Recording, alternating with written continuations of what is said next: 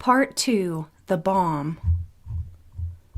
Chapter 4. I Will Train You. Alan, you must teach us how to use your birds. It will help us to use this tool to communicate. If we find Duran or Cheyenne, we must be able to call out for help. She is not in Josephera. Jasha and I will go to Ortso, the most likely location to find them, and also the most dangerous.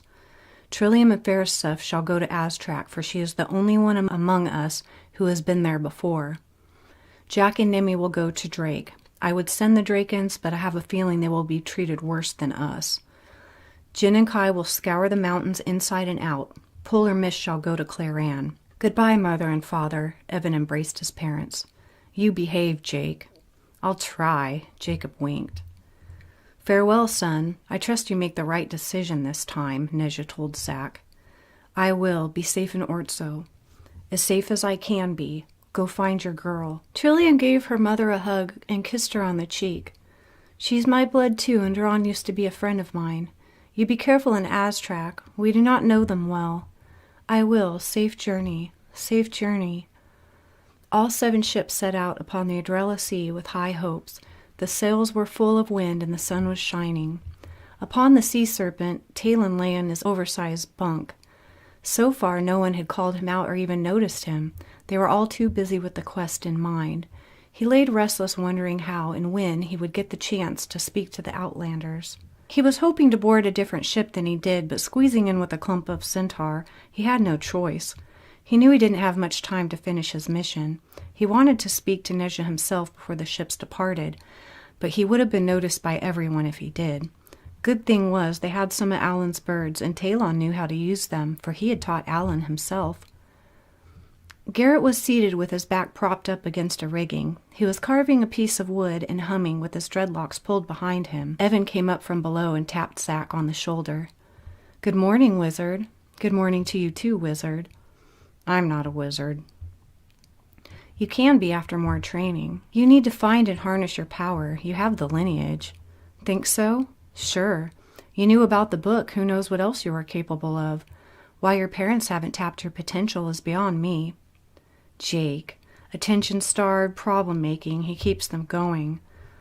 I can teach you and train you, even though you fear me. Zack glanced at Evan and sighed. Interesting. We are both interested in Cheyenne, but that doesn't matter as much as finding her alive. Aye. Maybe, Evan, everybody fears you. But I have given no reason to doubt. I live right. I have made no mistakes. If you would have told the council about the book, this never would have happened at all. Easy now. I know this. Just hear me out. All right. Do you know the story of your father and the Dark Ones? Very well. Better than Jake. He's the one they should be afraid of.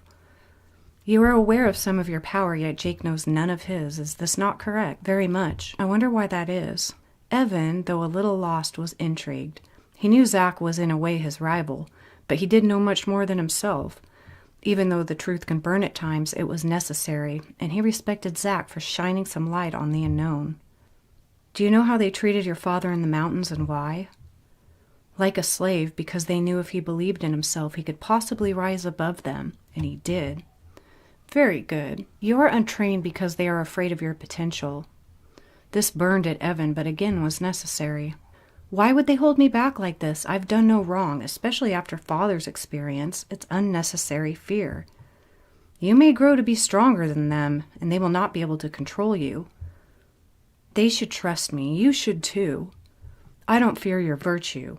I fear you're going to try to steal my girl. She's not your girl yet, Evan joked. He liked Zack's company much more than he liked Jake's. We will find her, Evan, and I will train you. Zack wondered if his father would approve of him training Evan. Perhaps not, but then again, he never said not to train him. Zack only shared his opinion about it with Evan. Even though it was dangerous to open his power, the last thing he wanted to do was cause more trouble than he already had. He would risk it. He trusted Evan and the wizards might need him to find Cheyenne and bring down Duran. If he was lucky, Evan would become more than Duran. Thank you, I would be honored. We're going to find her somehow. Evan went below deck. Garrett sat still, carving his block of wood. Without looking at Zack, he spoke. I hope you know what you are doing.